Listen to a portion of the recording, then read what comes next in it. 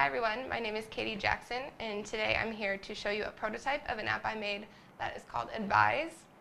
Advize is an app for teachers, and the main functionality is to offer them some easy data collection that they can easily maintain and share with their colleagues.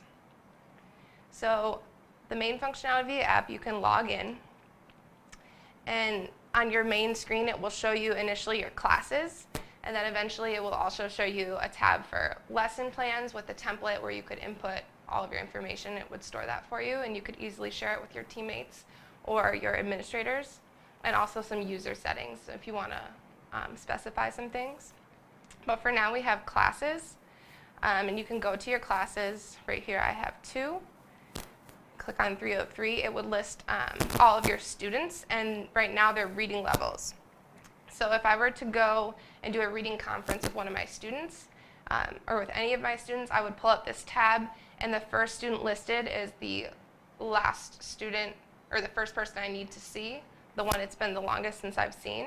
So I would click on that student, and it would give me these little notes of the last few times in all of our conferences in the past.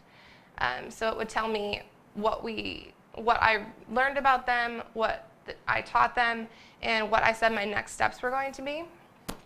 So I can quickly review that before I sit down and talk with them, and then I can add a new note. So I can come up to this Add Note button, and I can input their name. So I was reading with Chloe. She is a level O. Maybe she was abandoning books.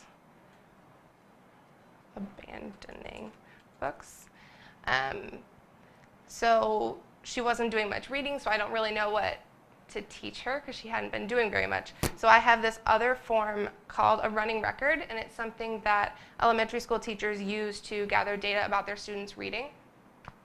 So it's not super user-friendly yet, but it includes the student's name, their reading level, the text that they were reading, the level of the text, the total word count that they're going to read, the words per minute, their fluency, which is a scale of 1 to 4, and then down here is where you would record your running record, which is essentially a system of checks if they got it right, and